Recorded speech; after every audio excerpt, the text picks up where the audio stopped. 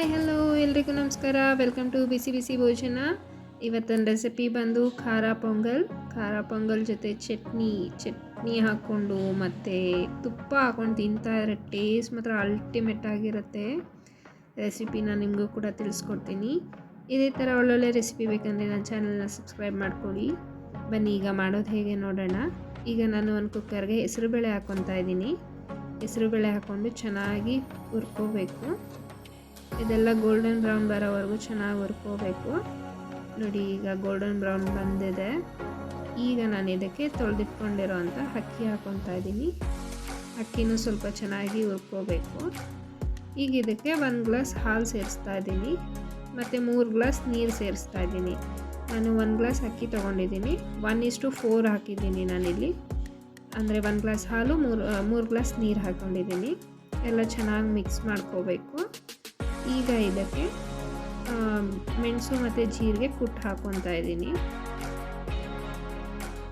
ಸ್ವಲ್ಪ ಹಸಿಮೆಣಸಿನ್ಕಾಯಿ ಹಾಕ್ಕೊತಾ ಇದ್ದೀನಿ, ಖಾರಕ್ಕೆ ಎಷ್ಟು ಬೇಕಷ್ಟು, ಮತ್ತು ಕರಿಬೇವು ಹಾಕ್ಕೊಂಡೆಲ್ಲ ಚೆನ್ನಾಗಿ ಮಿಕ್ಸ್ ಮಾಡ್ಕೋಬೇಕು.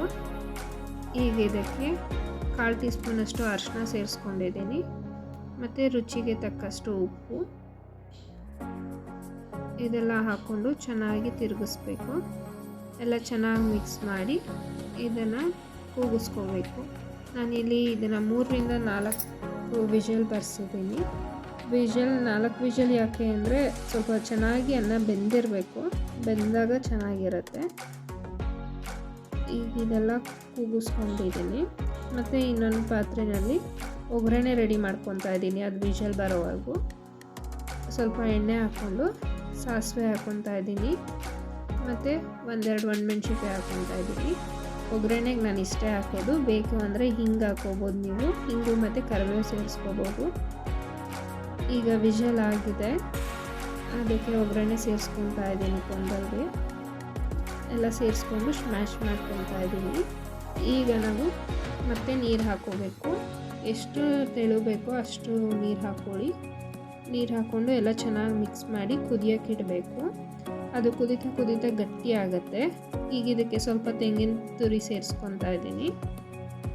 ತೆಂಗಿನ ತುರಿ ಮತ್ತು ಸ್ವಲ್ಪ ಕೊತ್ತಂಬರಿ ಸೊಪ್ಪು ಹಾಕ್ಕೊಂಡು ಎಲ್ಲ ಚೆನ್ನಾಗಿ ಮಿಕ್ಸ್ ಮಾಡ್ಕೋಬೇಕು. ಎಲ್ಲ ಚೆನ್ನಾಗಿ ಮಿಕ್ಸ್ ಮಾಡಿ ಈಗ ಇದನ್ನು ಬೇಯಕ್ಕೆ ಬಿಡಬೇಕು. ನೋಡಿ, ಎಲ್ಲ ಬೆಂದಿದೆ, ಆಲ್ಮೋಸ್ಟ್ ಗಟ್ಟಿಯಾಗಿದೆ. ಈಗ ನಾನು ತುಂಬ ನೀರು ಹಾಕಿದೆ, ಈಗೆಲ್ಲ ಗಟ್ಟಿ ಆಗ್ತಾ ಬರ್ತಾ ಇದೆ. ಎಲ್ಲ ರೆಡಿಯಾಗಿದೆ. ಈಗ ಒಂದು ಪ್ಲೇಟ್ಗೆ ಸರ್ವ್ ಮಾಡ್ಕೊತಾ ಇದ್ದೀನಿ. ಟೇಸ್ಟ್ ಅಂತೂ ತುಂಬ ಚೆನ್ನಾಗಿ ಬಂದಿತ್ತು, ಕ್ರೀಮಿಯಾಗಿತ್ತು. ಒಂದ್ಸಲ ಟ್ರೈ ಮಾಡಿ ಈ ರೆಸಿಪಿ ಹೇಗಿತ್ತು ಅಂತ ಕಮೆಂಟ್ ಮಾಡಿ ತಿಳಿಸಿ. ಇದೇ ಥರ ಒಳ್ಳೊಳ್ಳೆ ವೀಡಿಯೋ ಬೇಕಂದರೆ ನನ್ನ ಚಾನಲ್ನ ಸಬ್ಸ್ಕ್ರೈಬ್ ಮಾಡ್ಕೊಳ್ಳಿ. ನನ್ನ ವೀಡಿಯೋನ ಆದಷ್ಟು ಶೇರ್ ಮಾಡಿ, ಲೈಕ್ ಮಾಡಿ.